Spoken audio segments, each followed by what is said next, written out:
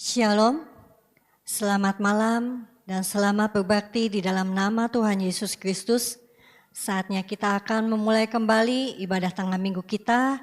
Mari kita sama-sama merendahkan diri di hadapan Tuhan. Kita mengucap syukur, memuji dan memuliakan namanya. Kita anggap pujian, satu hal yang kurindu.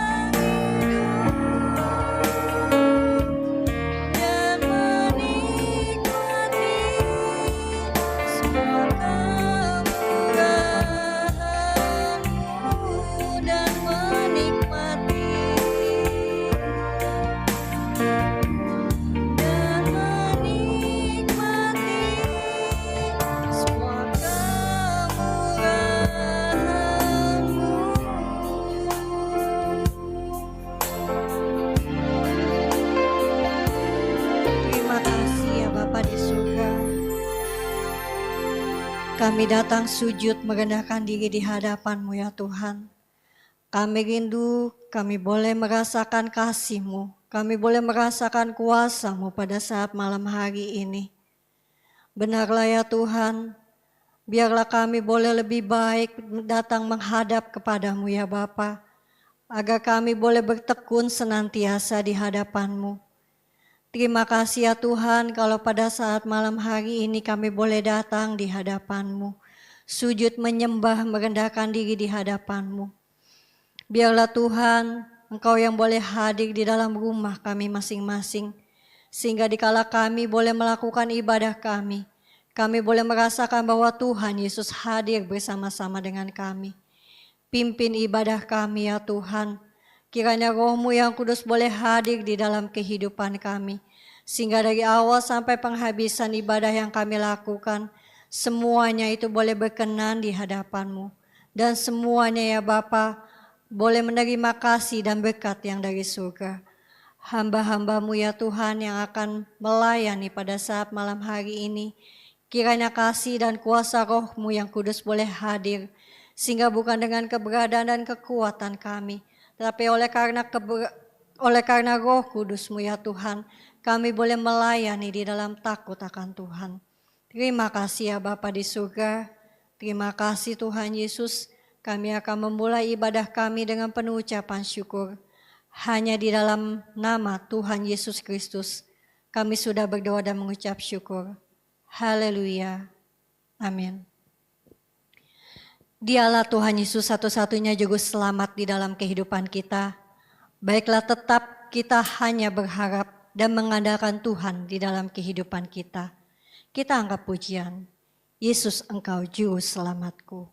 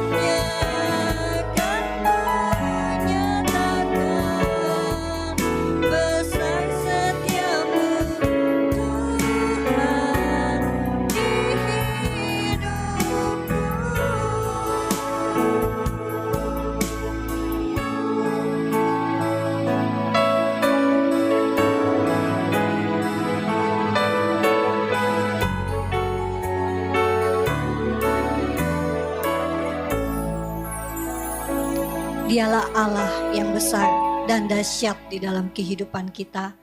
Biarlah dialah tetap menjadi Tuhan satu-satunya juru selamat di dalam kehidupan kita. Kita sambung pujian kita dengan Yesus itulah satu-satunya.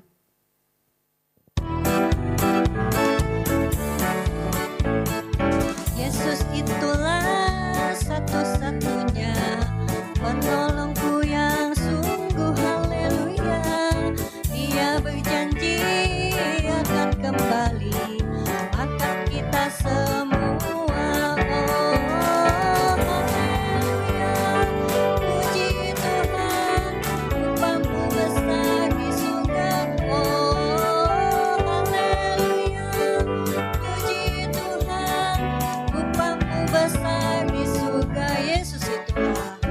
Yesus itulah satu-satunya penolongku yang sungguh haleluya. Dia berjanji akan kembali angkat kita semua. Oh haleluya, puji Tuhan, upahmu besar di surga. Oh haleluya, puji Tuhan, upahmu besar. Sekali lagi, Yesus itulah. Yesus itulah satu-satunya penolongku yang sungguh haleluya. Ia berjanji akan kembali angkat kita semua. Oh haleluya, puji Tuhan, upahmu besar di surga. Oh haleluya, puji Tuhan, upahmu besar di surga. Oh haleluya, puji Tuhan, upahmu besar di surga. Oh haleluya, puji Tuhan, upahmu besar di surga. Haleluya. Saatnya sebentar kita akan mendengarkan firman Tuhan. Mari kita siapkan hati dan kehidupan kita agar kita boleh mendengar suara Tuhan pada saat malam hari ini. Kita anggap pujian seperti wanita.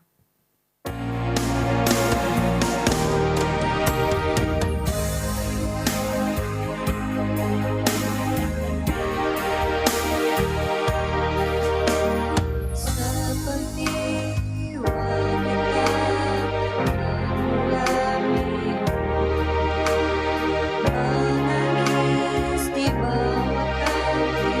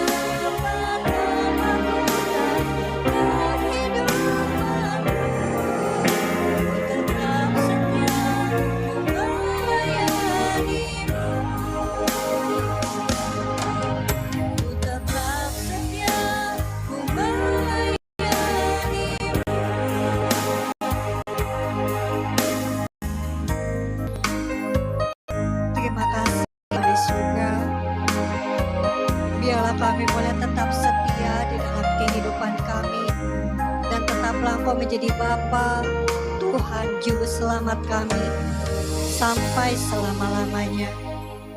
Terimalah akan setiap pujian kami, pengagungan kami. Sungguh ya Bapa, penuh dengan kekurangan, tapi biarlah semuanya itu boleh sampai di hadapan-Mu, menyukakan dan menyenangkan hati-Mu. Saatnya ya Tuhan, kami akan duduk diam mendengarkan firman-Mu. Kami memerlukan suara-Mu Tuhan, kami memerlukan firman-Mu ya Tuhan. Biarlah Tuhan pada saat malam hari ini, Engkau yang boleh mengurapi kepada hamba-Mu ya Tuhan, yang akan memberitakan firman-Mu. Biarlah bukan dengan keberadaannya lagi, tapi kuasa Roh Kudus-Mu turun atas kehidupannya, sehingga setiap perkataan yang keluar dari mulutnya, semuanya itu boleh berasal daripada-Mu, dan semuanya itu boleh sampai kepada kami semua yang mendengarkannya. Terima kasih ya Bapa di surga. Terima kasih Tuhan Yesus, kami sudah siap mendengarkan firman-Mu. Hanya di dalam nama Tuhan Yesus Kristus kami sudah berdoa dan mengucap syukur. Haleluya. Amin. Shalom. Salam dalam kasih Tuhan kita Yesus Kristus yang telah mempertemukan kita di malam hari ini dalam ibadah tengah minggu malam ini. Mari saudara, malam ini kita akan mencoba sama-sama kita belajar tentang rancangan Allah. Kita buka ayatnya dalam Yesaya 55 ayatnya yang ke-8 sampai 9. Sekali lagi, Yesaya 55 ayatnya yang ke-8 sampai 9. Demikianlah firman Tuhan. Sebab rancanganku bukanlah rancanganmu, dan jalanmu bukanlah jalanku. Demikianlah firman Tuhan. Seperti tingginya langit dari bumi, demikianlah tingginya jalanku dari jalanmu, dan rancanganku dari rancanganmu. Amin. Kita tidak pernah tahu rancangan apa yang Allah rancangkan di dalam kehidupan setiap manusia. Rancangan Allah dalam setiap manusia pasti berbeda-beda. Karena kondisi manusia berbeda-beda. Allah pasti merancangkan yang terbaik di dalam kehidupan kita. Kita percaya itu. Sebab dari semula Allah sudah merancangkan rencana penyelamatannya dalam merebut kembali manusia untuk dibawa kembali ke Taman Firdaus. Itu adalah rancangan global secara menyeluruh tujuannya Allah. Tapi rancangan Tuhan kepada pribadi masing-masing itu berbeda-beda. Tentu kita tidak akan langsung tahu dan mengerti, bahwa ini adalah rancangan Allah. Malah kita sebagai orang percaya kepada Tuhan, justru yang terjadi adalah kebalikannya. Kita membuat rencana, kita yang merancangkan, dan kita meminta Allah untuk mewujudkan. Terbalik. Bukannya kita mengikuti rancangannya Allah, tapi kita yang merencanakan, kita yang membuat rancangan, dan kita ingin Allah mewujudkannya sesuai dengan keinginan kita. Padahal firman Tuhan yang tadi kita baca dikatakan bahwa rancangan Allah bukanlah sama seperti rancangan kita. Jauh perbedaannya, seperti jauhnya tingginya langit dari bumi. Siapa yang bisa mengukur jarak antara langit dengan bumi? Enggak akan ada habisnya, terlalu jauh. Itulah karena apa? Karena manusia itu adalah ciptaan Allah yang sangat kecil. Diciptakan dari debu tanah. Allah adalah Khalik langit dan bumi. Pencipta alam semesta. Rancangannya, pemikirannya tidak dapat diselami oleh manusia. Tapi kita bisa melihat rancangan Allah sebenarnya. Bagaimana caranya? Hidup di dalam firman Tuhan. Tekun di dalam firman Tuhan. Ketaatan kita di dalam firman Tuhan. Itu lama-lama kalau kita setia, seperti yang kita diajarkan baru-baru ini, yaitu ketekunan adalah kunci utamanya. Kalau kita tekun melakukan, kita setia hidup di dalam firman, Allah pasti akan memperlihatkan rancangannya kepada kita. Pasti Allah memperlihatkan. Tidak ada yang disembunyikan. Kalau kita mau bergaul karib, akrab dengan Allah.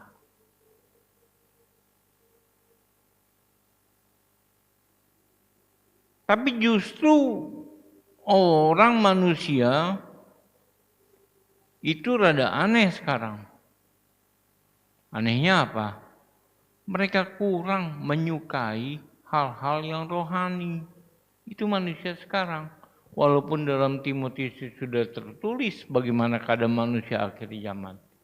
Kita sebagai orang yang percaya kepada Tuhan, jangan ikut-ikutan terbawa. Arus dunia ini, jangan.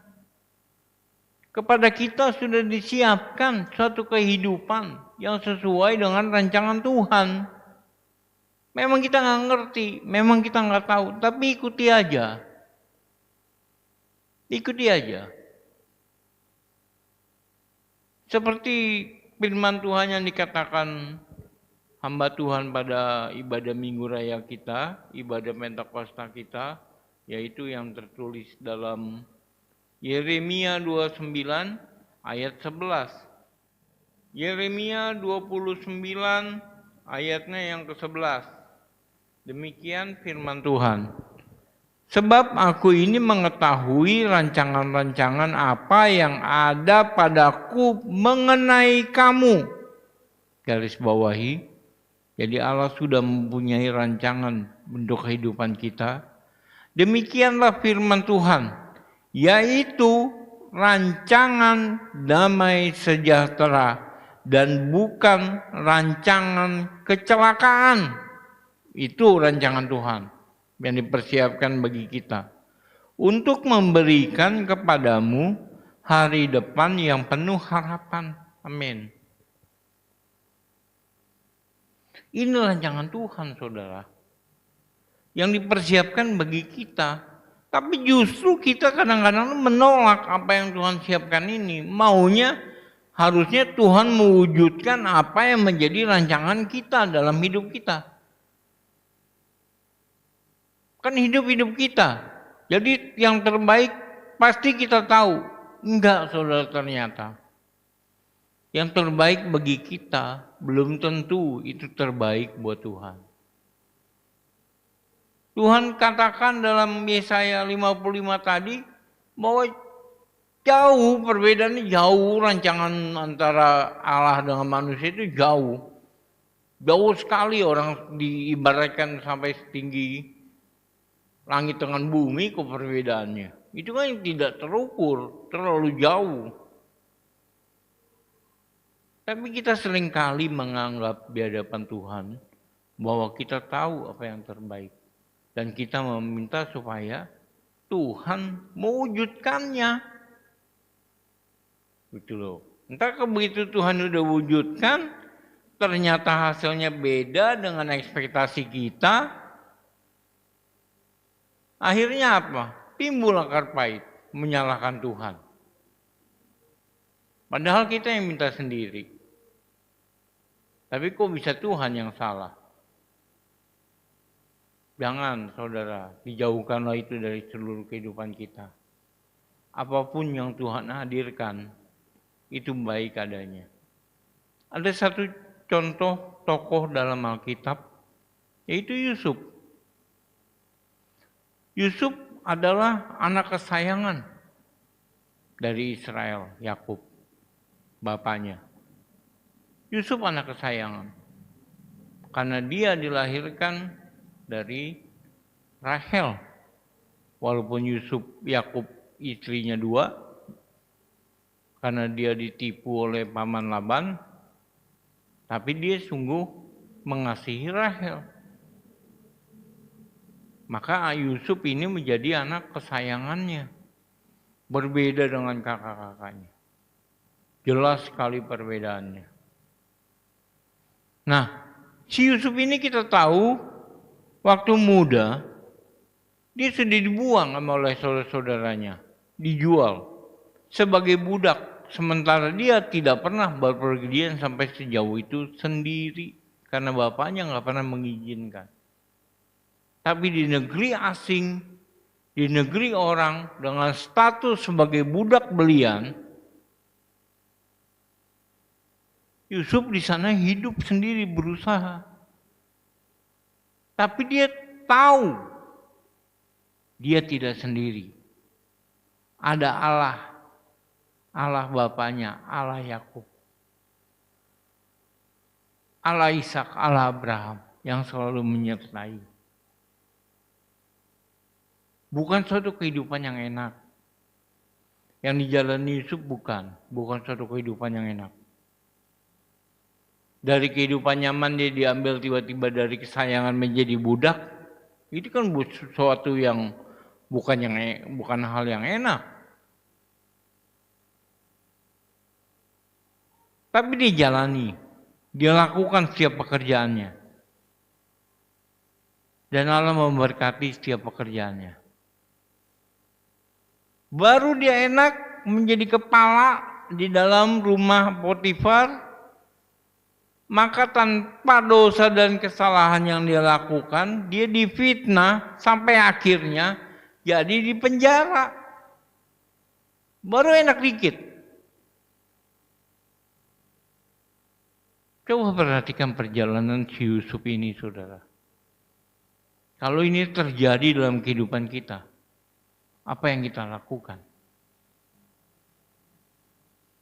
Akankah kita tetap berpegang dan berpengharapan kepada Tuhan? Kehidupannya seperti diombang-ambing, dipermainkan. Sebentar di atas, lalu dibanting ke bawah. Lalu dia berada dalam zona nyaman lagi. Tiba-tiba semenjak dia jatuh lagi. Mungkin kita sudah mengeluh kepada Tuhan dalam perkara ini. Seolah-olah Tuhan tidak berkasihan. Padahal kita sudah hidup sesuai dengan firman Tuhan. Tapi sekali lagi saudara, rancangan kita bukanlah rancangan Tuhan. Dan rancangan Tuhan bukan rancangan kita. Dan apa yang Tuhan rancangkan itu selalu adalah rancangan damai sejahtera yang memberikan hari depan penuh harapan. Itu yang dipersiapkan Tuhan. Dan Yusuf percaya. Dia tekun menjalani di penjara. Walaupun dia tidak bersalah. Sampai dia di penjara, diangkat oleh kepala penjara supaya dia bisa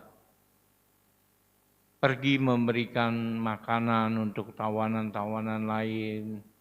Ya bisa dikatakan dia menjadi orang kedua lah setelah kepala penjara. Karena dia berkelakuan baik dan Tuhan menyertai dia. Kita tahu ceritanya di situ ada juru makan dan juru roti dan juru anggur dari si Firaun yang ditangkap karena melakukan kesalahan dalam pekerjaannya. Dua-dua bermimpi dan Yusuf mengartikan. Terjadi seperti apa yang Yusuf artikan dan dia berpesan kepada juru minumannya yang dikembalikan jabatannya itu supaya ingat akan dia. Tapi apa yang terjadi? Yusuf dilupakan. Dia menolong orang dan dia dilupakan oleh orang yang ditolongnya. dia masih di penjara. Sampai beberapa tahun lamanya, sampai Firaun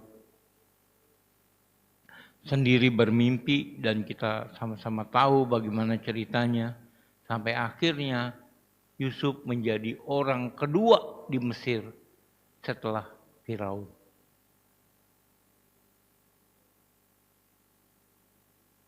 Kalau kita lihat perjalanan Yusuf, saudara, bukan perjalanan yang enak. Rancangan Tuhan diikuti dalam pikiran manusia sepertinya rancangan yang tidak enak.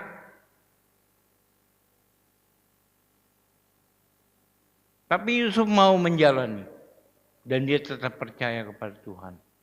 Maka janjinya yang di dalam Yeremia ini bahwa rancangan Tuhan diberikan adalah rancangan damai sejahtera untuk memberikan hari depan yang penuh harapan, itu terjadi, tergenapi di dalam kehidupan Yusuf. Dari seorang budak, tahanan, sampai akhirnya dia menjadi raja muda. Orang kedua setelah Firaun. Dia memerintah atas seluruh tanah Mesir. Dia mengatur segala sesuatunya. Karena Tuhan menyertai dia. Bagaimana dengan kita? Tuhan pasti menyertai kita. Tapi kalau kita menolak, nah ini masalahnya. Kalau kita menolak tanpa sadar atau bagaimana kita yang perlu jadi menolak rancangan Tuhan, karena kita mengingini rancangan kita yang terjadi, maka firman Tuhan ini dalam Yeremia ini tidak akan terwujud. Akan terjadi hasil yang berbeda antara kehidupan Yusuf dengan kehidupan kita. Kalau kita mau hasilnya sama, kita ikuti jalan Yusuf. Jalan Yusuf itu seperti apa? Mari kita lihat dalam Amsal 3 ayat 6 dan 7. Amsal 3 ayat 6 dan 7. Demikian firman Tuhan. Akuilah dia dalam segala lakumu, maka ia akan meluruskan jalanmu. Jangan engkau menganggap dirimu sendiri bijak. Takutlah akan Tuhan dan jauhilah kejahatan. Amin. Inilah yang dilakukan Yusuf. Yusuf percaya pada Tuhan. Apapun yang dia lakukan, baik dia sebagai budak dia bekerja di rumah Potifar, baik di rumah tahanan dia bekerja, bahkan dia menjadi raja muda sekalipun di Mesir, dia bekerja melibatkan Tuhan. Mengutamakan Tuhan. Itu sebabnya Tuhan sangat sayang kepada Yusuf. Dia tidak menganggap dirinya bijak. Wah, saya pintar. Saya tahu yang terbaik buat kehidupan saya. Salah. Karena kepintaran kita itu nggak ada artinya. Di hadapan Tuhan itu nggak ada artinya. Bagaimana kita mau mengaku pintar di hadapan sumber hikmat dan pengetahuan? Kan nggak mungkin. Ya kita yang harus bertanya kepada sumber hikmat dan pengetahuan itu. Supaya kita bisa mengerti. Mendekatkan diri kepada sumber hikmat dan pengetahuan itu. Supaya kita bisa melihat bagaimana jalan rancangan Tuhan.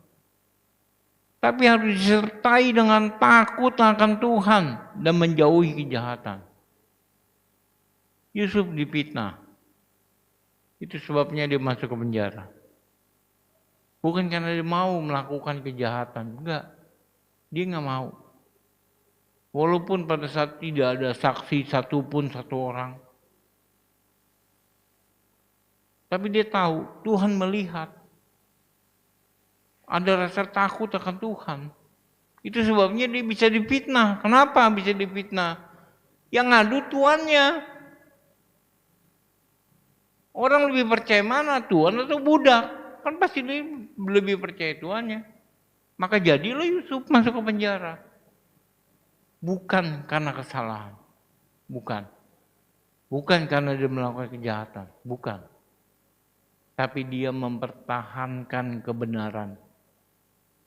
Kebenaran bahwa Tuhan bisa berkuasa dan bisa melihat segalanya. Itu takut akan Tuhan. Yusuf itu seperti itu. Maka firman Tuhan yang di dalam Yeremia 29 itu tergenapi dalam hidup kita pun demikian. Kita mau tergenapi rancangan Tuhan itu. Enggak sekedar janji yang kita boleh dengar, baik dari khotbah, baik dari pembacaan khatam. Enggak cuma sekedar kita tahu bahwa ada janji Tuhan yang seperti itu, tapi itu tergenapi dalam kehidupan kita. Ambil jalan seperti Yusuf. Akui Tuhan di dalam segala perkara. Segala apapun yang akan kita lakukan. Kita yang berusaha, sebelum kita buka usaha kita, kita menghadap Tuhan dulu, sebentar. Minta izinnya, berkatnya. Minta keselamatan daripadanya. Begitu juga kita yang mau bekerja, sebelum kita melangkah, minta dulu. Menghadap Tuhan dulu. Jadi kalau firman Tuhan itu mengajarkan baik kita duduk, baik kita berdiri, baik kita tiduran, perkataan Tuhan itu harus tetap teringat. Jadi hidupnya itu orang Kristen harusnya nggak bisa lepas dari firman Tuhan. Saling terikat. Itu orang Kristen yang benar. Sebab sekali kita lepas dari firman Tuhan, kita akan terhilang selamanya. Saya katakan selamanya. Walaupun kita mungkin hanya mencoba-coba, tapi itu akan terhilang dari selamanya. Kenapa? Karena kita sudah memberi kesempatan kepada iblis untuk masuk dan menggoda dalam kehidupan kita. Dia kesempatan sekecil apapun, dia akan masuk dan dia akan menguasai seluruh kehidupan kita. Itu sebabnya saya katakan, coba-coba pun kita lepas dari firman Tuhan, kita akan tetap terhilang selamanya. Kalau kita mau tetap selamat, tetaplah kita melekat kepada firman Tuhan.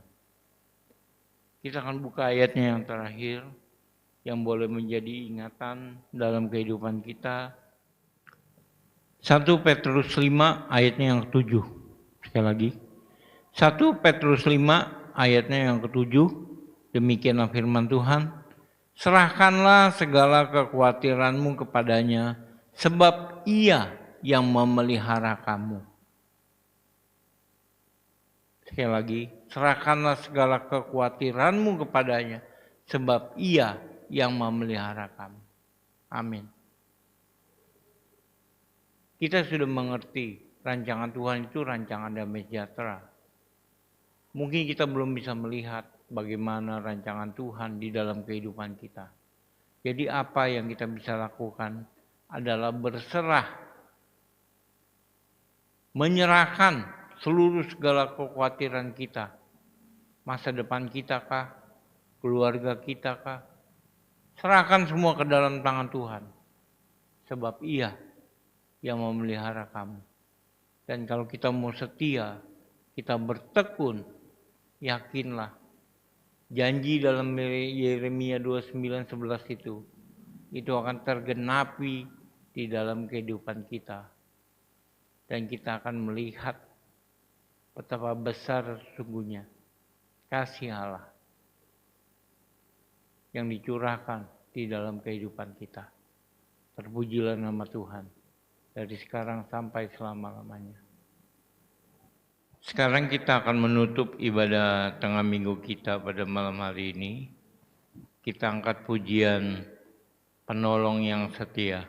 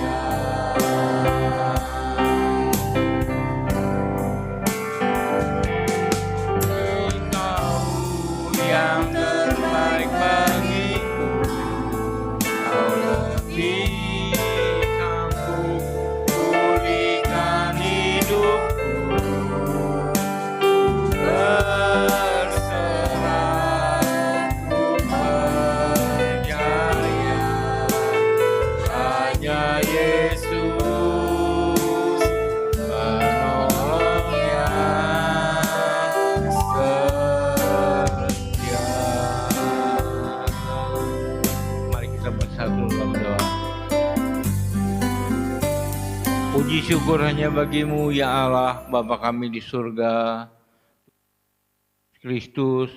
Kalau pada malam hari ini kami boleh menyelesaikan ibadah tengah minggu kami ya Tuhan, walaupun diadakan secara online ya Bapa, tapi biarlah firman-Mu boleh sampai kepada mereka yang mengikuti ibadah ini ya Tuhan Yesus.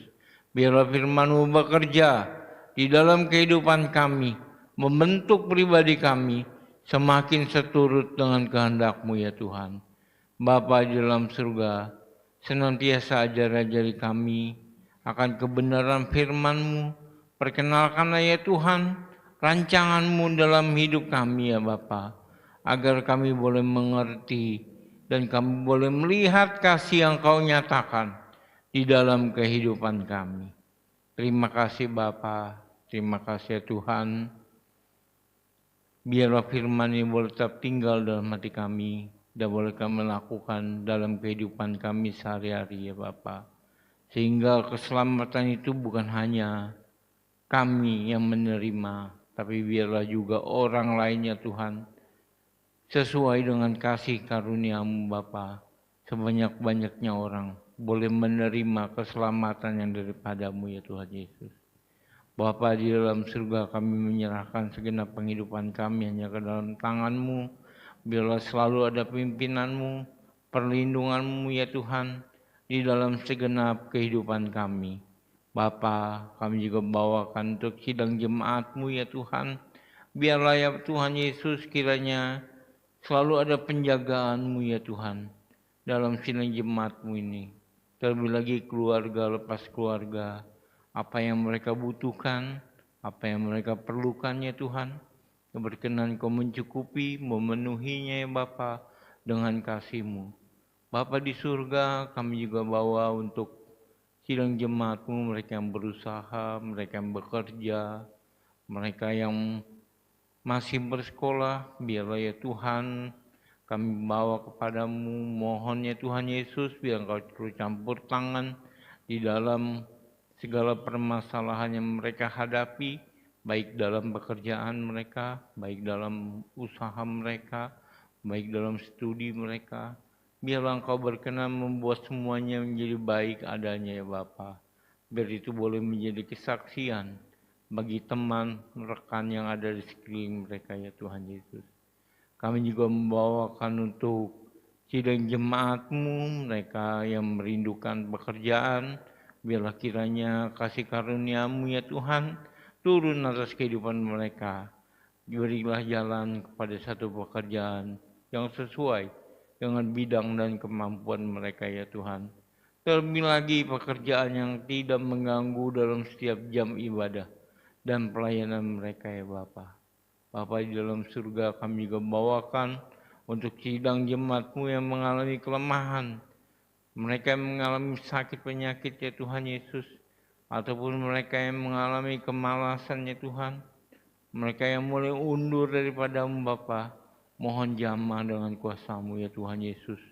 Adakanlah kebangkitan, pemulihan di dalam kehidupan mereka ya Tuhan, agar mereka kembali bersemangat untuk datang memuji memuliakan nama-Mu Bapa.